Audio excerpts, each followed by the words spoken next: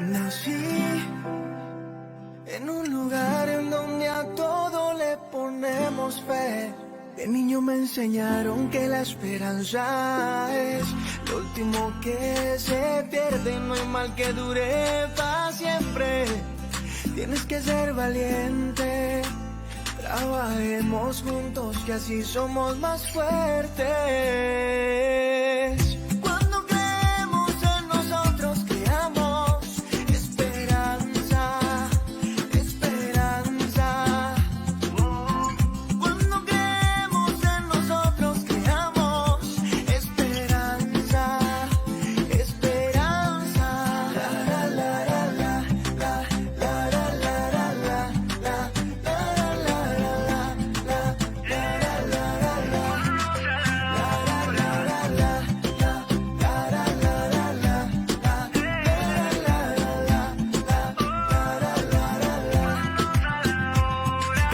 Malas noticias por buenas canciones, pongamos de moda las buenas intenciones. Aliento hay de sobra, el momento es ahora. En escena nos ponemos manos a la obra. Y aunque la prueba sea dura, de esta salimos no hay duda. Con el compromiso de todos, porque Colombia somos todos.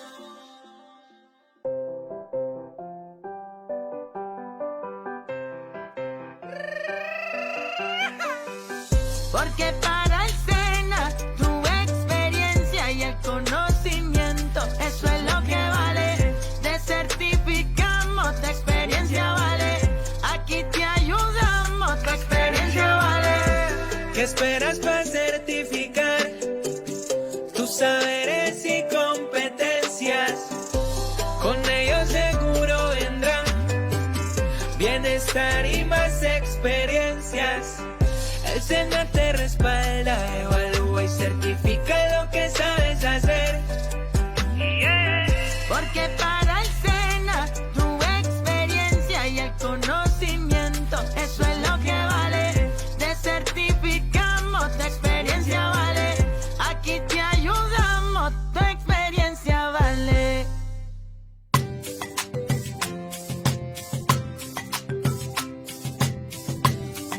El SENA y su sede son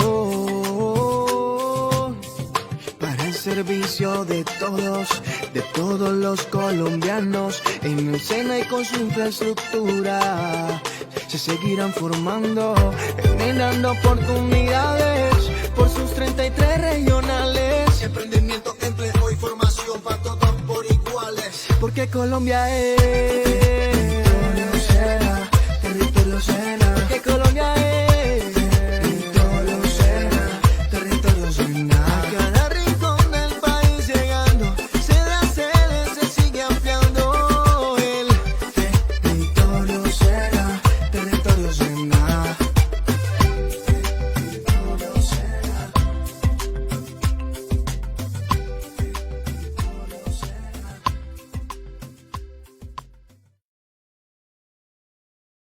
En esta ocasión, por medio de nuestra estrategia Cine al SENA y en conjunto con Proimágenes y otras instituciones educativas que se irán sumando, queremos compartir las experiencias y los conocimientos de quienes fortalecen con sus obras artísticas el sector cinematográfico y audiovisual del país. Experiencias que forman es un ciclo de conferencias que está organizando Proimágenes Colombia en conjunto con el SENA. Hemos invitado a las cabezas de departamento de los equipos técnicos y artísticos que hacen parte de los proyectos que se están beneficiando de la Ley 1556. Ellos en estas conferencias van a compartir con ustedes sus experiencias. Para nosotros como aprendices de escena es un privilegio poder contar con directores, productores y personal técnico que estén en las condiciones de poder resolver nuestras dudas y darnos un amplio concepto de lo que es hacer cine. Esto es un pilar fundamental para nuestra formación. Estos proyectos que se han convertido en historias en la pantalla inspiran, nos dan las herramientas técnicas y conceptuales para creer que es posible hacer cine, televisión y contenido digital en Colombia. Experiencias que forman es sin duda una manera de conectar a nuestros estudiantes con la realidad de un sector en crecimiento y que brinda cada vez más oportunidades a más jóvenes. La formación es ese capital invaluable para la construcción de producciones de calidad. Son los conocimientos y las experiencias las que nos dan luz y nos marcan esos posibles caminos a seguir. Los invitamos entonces a unirse a través de las redes sociales tanto del SENA como de Proimágenes Colombia para aprovechar este gran conocimiento que vamos a poder compartir con todos ustedes. Gracias.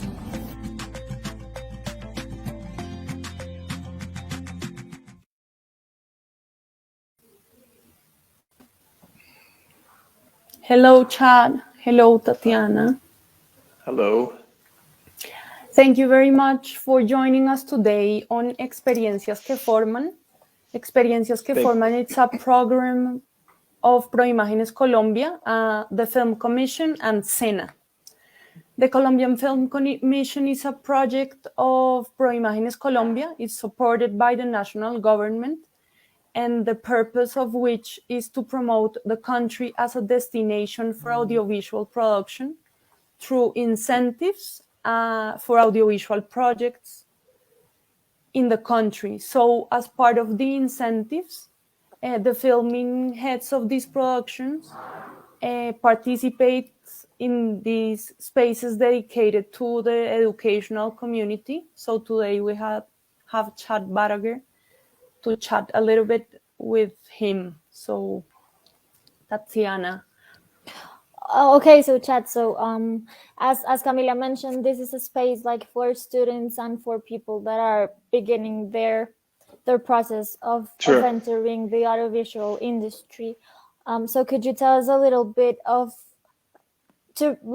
we'd like to start revisiting your career. So could you tell us like a little bit about your first experiences in this media, in this industry?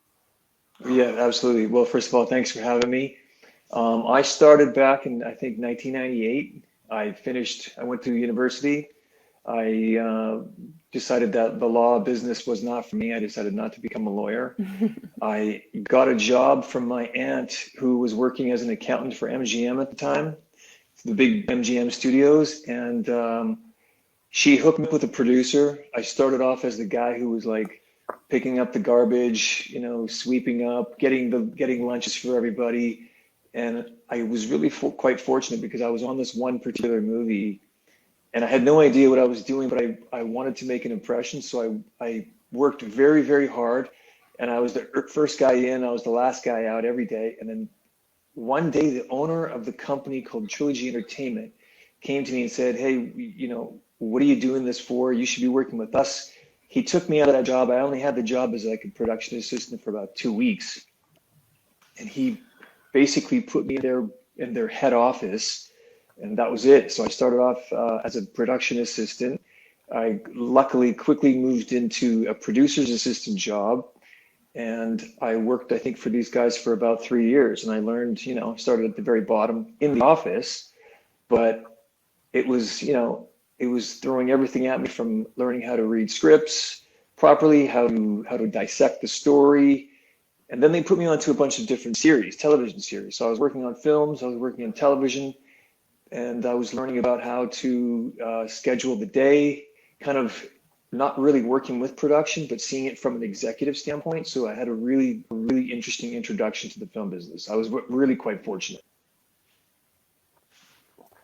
Early on, you had the chance to work with producers like Mark Stern from Sci-Fi Channel and Grant Rosenberg from Paramount Television. What was their impact on your work? See, these two guys were in television. They were pinnacles. They were the pinnacle of their career. They were such instrumental in my decision making on how to get into production, how to get into producing, because they were masters at stories, for one. They knew how to take a story and turn it into something worthwhile, because a lot of writers come in and they want to have, they want to have their story told, but it's difficult to put it onto paper, and then putting it into practice are two different things. You have to understand like that time is valuable. You have to structure out through everything throughout the day on a certain amount of time. And both Grant and Mark, they worked so hard they had such integrity as producers. There was no like messing around with these guys. They were all business. They were tough, but they taught me the value of time and effort, and that you have to basically give everything in film. You have to sacrifice all the time, which is not really a good thing, but that's part of the business, because hours run by like minutes in a film business, and you have to give absolutely everything. So when you're on a series or when you're on a film, 12 hours a day is nothing. 14 hours a day is nothing. And I thought that when you got higher up the food chain, when you became a producer, or even when you became a director, that things got easier, but they don't. They actually became more difficult. And I saw that firsthand, just the level of effort that these guys would put into these productions. And they taught me all about that. Again, these were the two guys who, they really taught me how to take a script, read it, break it down into, a 3-act structure or a 5-act structure if you're doing TV. Then they taught me how to schedule it, and then they taught me how to budget. So when you take a certain amount of money, you can apply it to the actual script. And then you're dealing with 150 people on the crew, so you have to make sure that their time is budgeted properly in order to, not go over, because when you go over, the studio is obviously not going to be happy, or the investor's not going to be happy, because you're going to lose money. So these guys taught me the value of an actual invested dollar into the value of every single minute while you're in production or in prep or post. And it's a complicated thing to learn, and then sometimes it kind of has to be beaten into a little bit. So it's not like they don't show you a lot of love. It's kind of like a tough love thing, where it's like, you got to get in there and get your hands dirty, and you have to basically dedicate your life to that production. And it's not easy, but if you stick with it, it bears fruit after a while. And then why did you decide to open your own production company? If you were so good there learning and having all these opportunities, what was the shift that made you say, okay, I'm going to go and have my own? There was one big difference in what I was doing working in production for these executives, or even when I was working in production on big studio movies for either a Disney or a Warner Brothers. I realized after probably 5 years that I wanted to see my own productions, the things that I wanted to produce, that I wanted to see on the screen. And I knew that it was going to be a many, many years, if ever, to get to that place. So I decided that I had to take control of my career. And again, I had to sacrifice a lot even taking that step, because I had a very solid job. I was in the unions in Canada, and I was affiliated with the unions in the United States, and if I'd stuck with it, everything would have been fine. But I honestly wanted to have my own productions. I wanted to start writing scripts, which I had learned from Grant Rosenberg and a few other guys that I worked for. And I just said, I got to put this into application. And so when I decided to create my own company, I had some money. I invested some money into my own story that I actually was brought onto another project. And it was like a little Cuban film. So we went and shot it in Havana, Cuba. And it was my first foray into the film business as an actual producer.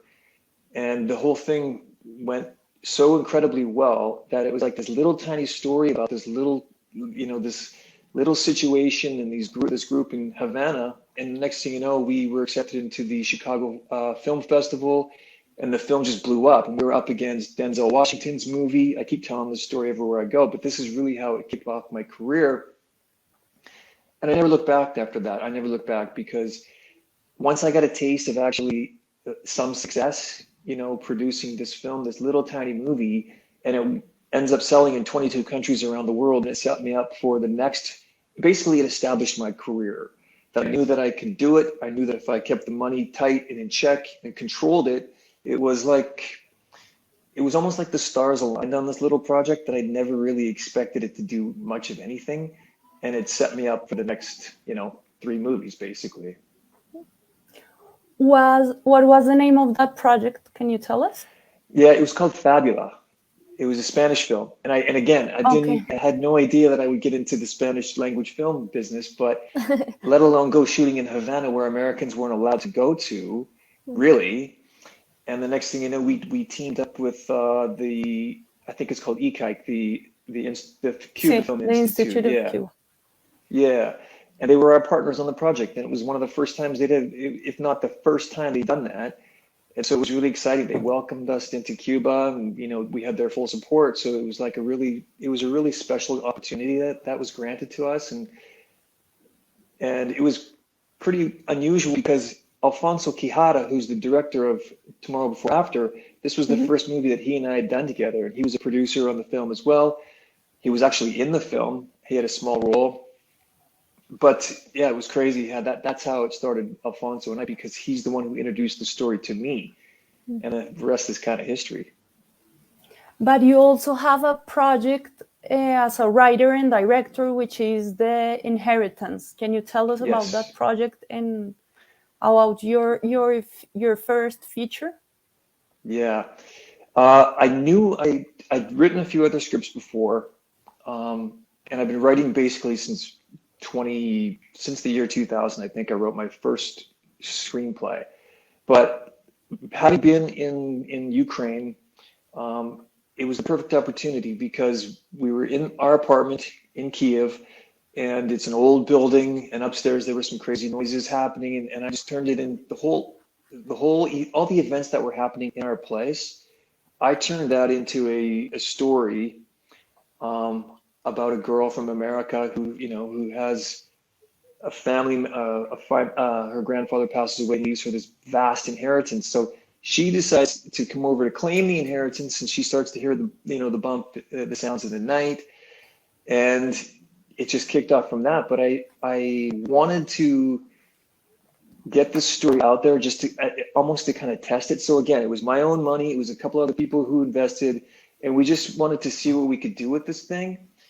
And it was great. We shot it in 2019, but we ended up, when we were about to start marketing it, we went up against the whole COVID crisis, the pandemic. So we had a little bit of difficulty getting it out the door with distribution, but it all worked out in the end. I mean, our team was phenomenal. We sold it in a bunch of countries worldwide. We had a big distributor pick it up in the United States.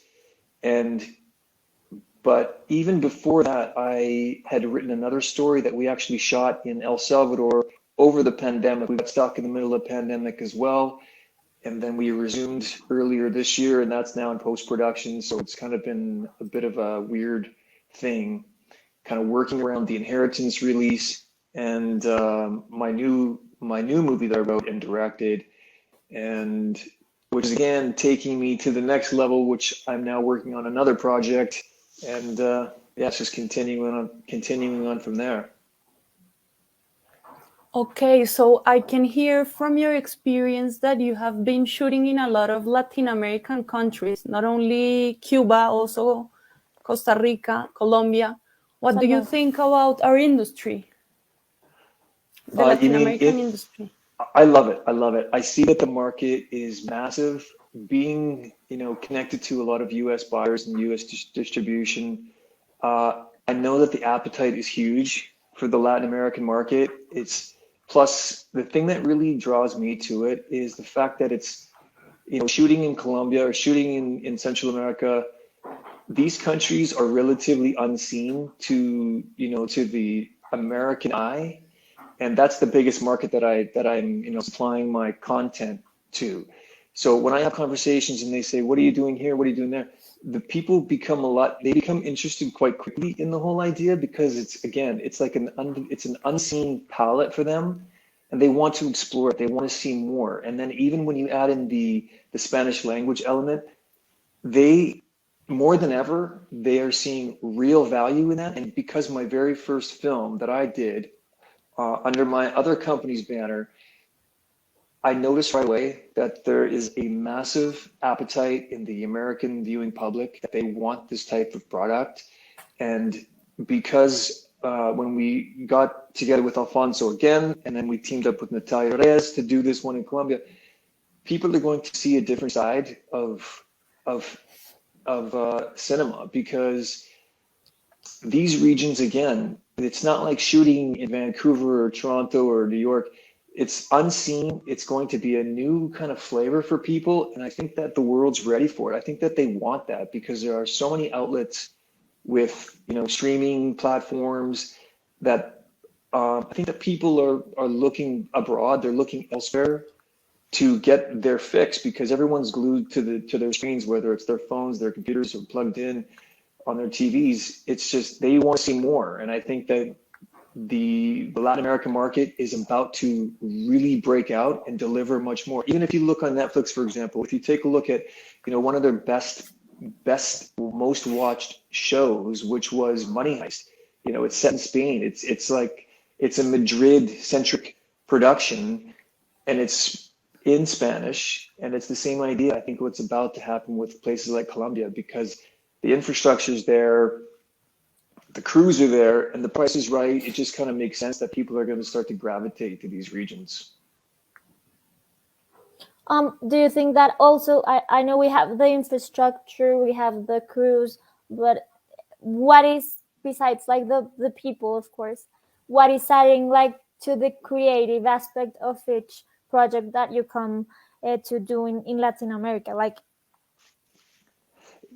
Honestly, they exceeded all expectations, especially when we did it in Colombia on this project. We didn't come with millions and millions of dollars. We came with a sizable budget, but we came in, and you always, director and producers always expect the world, but knowing how much money you have, you're not dealing with 20 million bucks. I walked in there going, okay, I know we're going to have to scale some things back, or thinking we're going to have to scale some things back.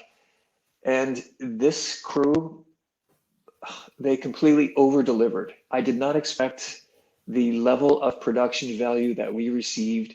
We had everything that we pretty much wanted. Me, the director, everything on our wish list was literally checked off.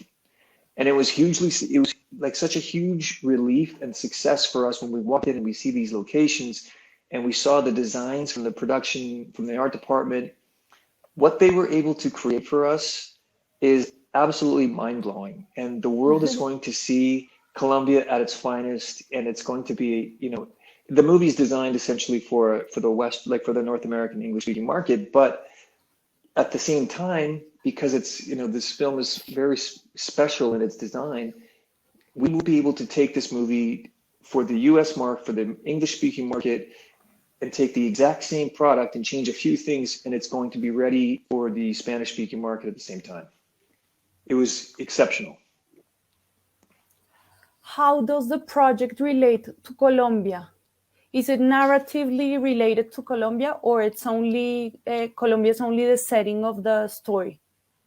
Well, I think it was scripted as Latin America for sure, and I think it was originally scripted to be more of a Central American setting. But when we wanted to expand it into, because Colombia has a reputation of absolute professionalism, we wanted to expand it a bit. And then when we went to Natalia and she signed on, then we knew that Colombia was going to become a home. So it wasn't specifically designed for Colombia, but when it started to really come to fruition, Colombia couldn't have been a better fit for us because, again, the places that we filmed these, we're going to take these city streets and make them seem like they're just abandoned, post-apocalyptic, this world that's been created. And then we shot outside of Bogota. So we weren't actually drawn to it initially, but it became something so much more once we got there and we realized what we had. So I would actually say for the next project, now I know what's going to draw me to Colombia, and it's basically unseen. It's unseen locations. It's unseen talent because there's a vast talent pool. And I experienced the same thing when I was in Cuba. I couldn't believe how many talented actors there were, that are just waiting to explode. And I think more so in Colombia because Colombia is going to be a hotspot of film production, and I know it's because of their tax credits, their tax incentives that are going to open the door to American producers and to foreign investment. But once foreigners like myself, once they get there and they see what it has to offer, they're going to be rewarded and they're going to say, we'll come back with another project. I just know that's going to be the case. I'm curious to know, like, why this specific genre, like post-apocalyptic thriller science fiction. Why is that appealing to you, like those type of films? Well, I started watching movies when I was probably 4 years old with the movie Star Wars, and I know this is kind of a ridiculous story. It'll date me for sure, but the movie Star Wars, the science fiction setting, it's like an against all odds kind of story. And I feel that horror movies and science fiction stories, they have this element of such a mystery that it's because it's unexplored mystery. It's not like, it's not a war story where we kind of know the ending. It's more like what kind of world is being created, what can happen in this world. And I want to be, visually stimulated, and I want to be riveted by something that kind of freaks me out a bit. So horror movies, I've always been drawn to because I'm looking for something that can actually scare me because, I guess I'm desensitized and I'm a little older. Nothing really gives me a bit of a fright these days, but when I do find a movie I love it. I mean, that's all I'm looking for. In fact, there was this movie from Argentina. I think it's called, I saw it a few years ago. And I hadn't seen a movie that was scary in such a long time. And then my wife brought this movie to me. We watched it, and it was from Argentina, and it was so freaky.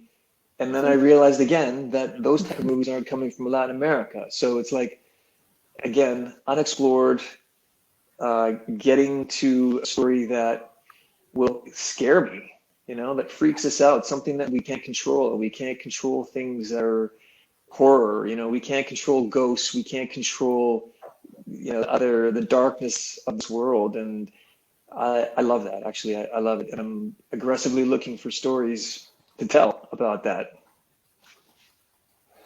What were the locations that you used here in Colombia, and can you describe them a little bit? Yeah, of course. We shot in the downtown, like in the center area. I think it's the financial area right across. Mm-hmm. Actually, I'm not too familiar with the names of the streets, and then we filmed, again, I don't know the name. It was like a 2-hour drive down the hill to a river. Mm-hmm. And we filmed where the weather changed drastically from the Bogota weather to a much more tropical climate. And it was only a 2-hour drive straight down like 2,000 meters. We shot there a couple of days. We filmed, I think it was in North Bogota. We had a location that was kind of like our set, like our studio, because we built a house in this weird area with this amazing tree. Mm-hmm. That's where a lot of, I think probably 65% of the film was actually shot.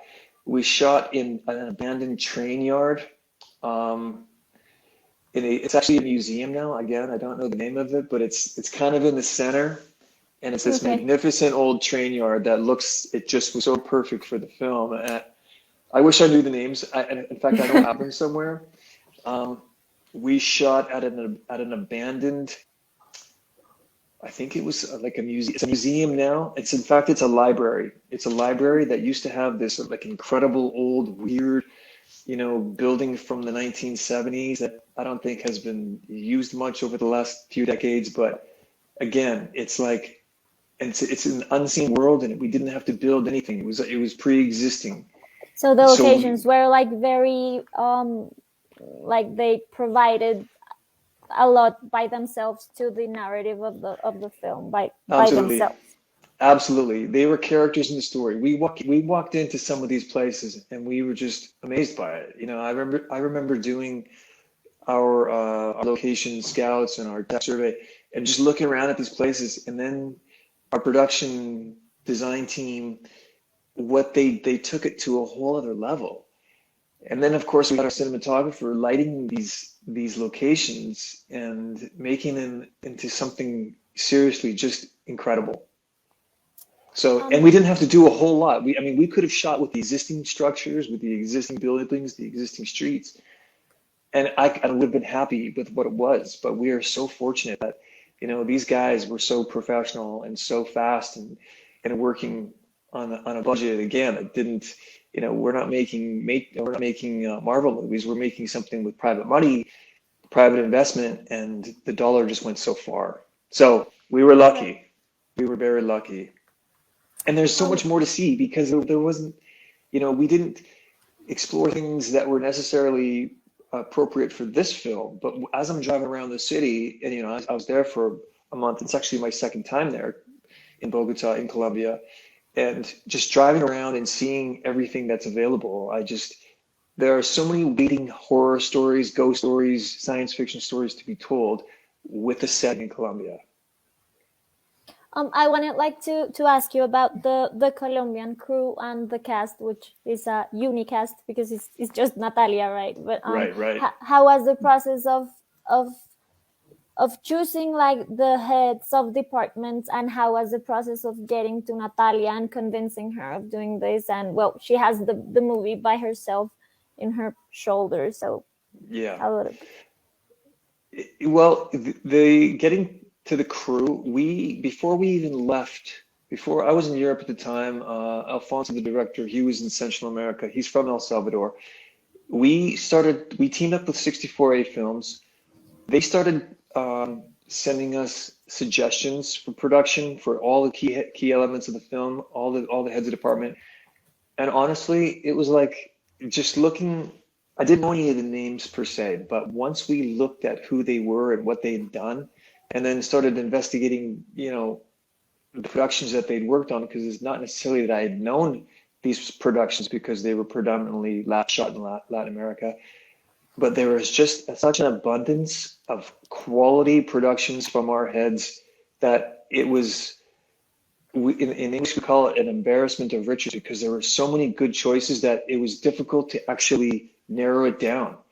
And from production designers, cinematographers, all of our key crew, it was so fortunate to have such a well-trained group of people offered to us and who were eager to do the production. And we chose the right group of people. When we got there, they were so completely dedicated to Alfonso's vision of the story. They understood, even probably beyond what I understood originally, what the story could be. And they had such a passion for it that they were incredible. And there's nothing that I could say that I'm speaking from the heart, actually, because they were such great people. And when we got to sign with Natalia, she was a no-brainer. I mean, that was one of the clinching decisions for Alfonso, for me to do this movie, to bring the money to the movie, was the fact that Natalia was attached to it, and that 64A Productions, they were wholeheartedly behind the production. So we kind of got lucky. The stars kind of aligned for the whole thing, and I'm honestly excited to see what the end result will be. And we're working with the visual effects guys at Cinecolor. The Colombian team, the post-production team, taking it from where we left off when I left Colombia, and now it's in their hands for sound design and color, the VFX. It was such an easy handoff that I'm excited to come back and actually see the movie on the big screen. In about 5 weeks' time, I'll be back in Colombia, as I mentioned earlier. And it's going to make it easier for me to take it to other investors and other projects that I have, and saying, this is our showpiece. This is our calling card. Look at what can be done in Colombia. So you guys are poised for big things over there. As you mentioned before, Latin America has a lot of potential. But in your opinion, is Colombia becoming a filming hub in Latin America? Absolutely. Again, for kind of the same reasons, because, as an American, as a North American producer, we look at two things right out of the gate. We're looking at the story for one, how can we make this story? And so let's say we have all these options all around the world, but there are places that have an advantage because of their tax credit system. And I know that Colombia's system, I mean, I'm in the middle of it right now. I can see how well it works. It is a definite draw when you're an international producer trying to find a location to make a film, because when you have an incentive, when like in comparison, Argentina doesn't really have much to offer. I'm sure they have amazing locations to go film in and an amazing production, everything, except for the fact that they don't have tax credits. So I think it takes them out of the game a little bit. I think it makes them less competitive. And so when I see the story and I see it can be applied to a Central American, South American, but more specifically a Colombian setting, when I do the math, when I'm looking at the budget, I know I'm going to get this money back and I can apply that to other things. It's definitely something that will be attractive to all foreign producers, because again, making it a hub has to have a few other things, such as you have to have your production, your crew being at least experienced and professional. Colombian crews are beyond that. They are as experienced as an American IATSE crew based in Los Angeles or Vancouver.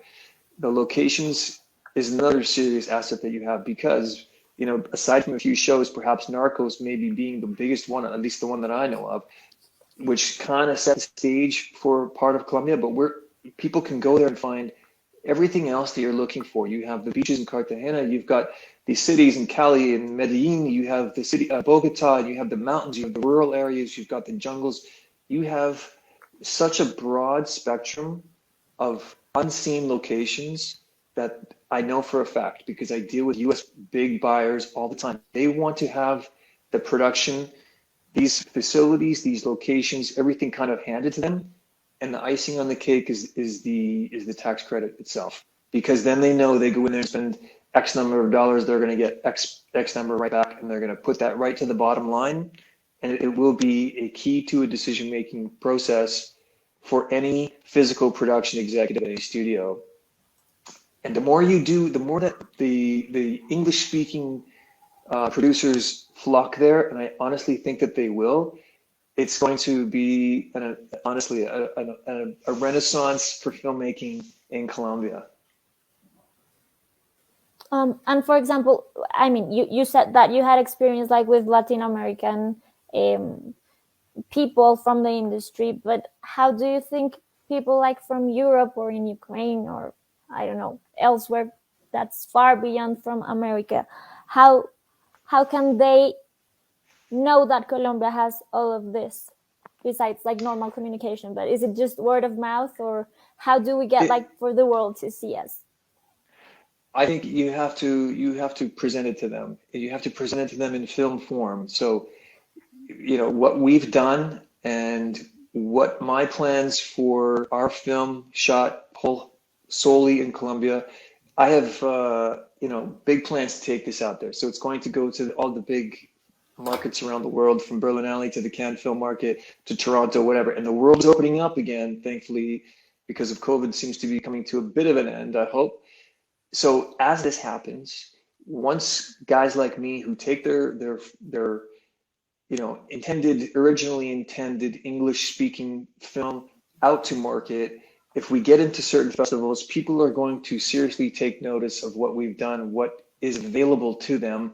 So I think it has to be produced. Somebody has to come there and do it, and has to take it out to the world so the world can see what's there. You know, again, I don't want to keep using Narcos as the example, but they kind of have set this up, right? They're the ones who kind of opened the door a little bit, I think, to the North American producers, because it was such a hugely successful show. But it would be good to present your country with all its bonuses, like I've mentioned, that right. It's just a matter of time. It's just a matter of time. But when you couple the production that we have with Natalia Reyes, who's a bona fide movie star, and everywhere I go and talk about Natalia, people see her as a Hollywood fixture. They don't necessarily say, oh, she's a Colombian star. They know her as a Latina star. Mm-hmm. And the more we get out there, the more we start to present this movie. And if we get into a part two, or when we get into other films, it's just going to be word of mouth, people seeing what's on the screen, and they're going to go, okay, I can see it. That makes sense for us to go down there. Yes. It's just a matter of time. I really believe that. Well, let's hope so, because we are eager for more productions to come, and it has been highly successful. But we do think that this is just growing because Colombia has a lot to offer. Yeah, I would like to the conversation a little bit to our audience who are like students and Sure. as I mentioned before, they are just starting or they have big plans. So what would you tell them, or how would you guide them, or what type of tips would you give someone that wants to be in this industry that can be so hard and can be like sometimes what would you say to them? I would say you have to be prepared to, once you get in the door, to work harder than you thought it could ever be, because everyone else is working as hard as you are, if not harder, and you have to persevere. That's the only way through it. And no matter if you have a law background or a business background, or if you're an 18-year-old who just wants to get into the business of filmmaking, you have to have it kind of etched in your soul to do this, because it is not an easy lifestyle. It is constant work. It is constant travel. It is a lot of stress to get these projects done. But let me say that in the end, it is all worth it, because when you see you've created and it's on the screen or on TV, or even if it's just an online thing, you have to give everything, because people are going to see it. They're going to judge you. It's difficult. You're going to wear your heart on your sleeve, but you have to have thick skin. You have to just put a smile on your face and just get through it. And it will be worthwhile, because look, I'm from Canada originally, and now I'm making movies. I've made 10 movies on my own, and it's been the best time of my life. And I feel like I'm just getting started. So if you're in your 40s, it's never too late, because look, I'm in my 40s too. And like I said, I feel like I'm just getting out of the gate. So you just have to have it. Be prepared for crazy things to happen, because all of a sudden you'll find yourself in a situation and you're making movies, and it's crazy. But it'll be the best ride ever. Okay, Chad, we're going to conclude a little bit our conversation. So in general, how do you define your overall experience here in Colombia? What would be the word phenomenal to define your experience? There you go. It's phenomenal. Do you want me to elaborate, or is that it? Is that my closing remark? No, elaborate, please do. Okay. Honestly, I think the best way to say it is that I can't wait to return. I can't wait to come back and do another project and start to meet more people and explore the talent that's available, because again, we just scratched the surface and I'm excited about it. And I've actually been talking to a lot of different people about my experiences already, guys in LA. I was really looking forward to going to the American film market this year, which has just gone online. But I was looking forward to having that face-to-face with people, because everyone has been asking about this experience, what we're doing in Colombia. Everyone thinks it's like this sexy idea to go to Colombia and shoot a movie, because it's like, it's an unseen world, right? It's untapped. And I honestly cannot wait to come back and just explore it further and head out and expand beyond Bogota and see more of the country and design stories that are not only situated in Colombia, but utilizing the Colombian talent pool. Because I know it's there. I've seen it. We cannot wait for you to come back and have many more projects done here. So That's we great. just want to thank you for this moment and for your experience and your knowledge. And well, thank you very much for being with us, Chad. All my Thank you pleasure. so Thanks much. very much. Nice to Thanks meet very you. much. Nice to meet you too. Take care, Hope everybody. to see you again. Bye. Absolutely. I'll do this anytime. Take care. Thank you. Thank you. Bye-bye. Bye. Bye.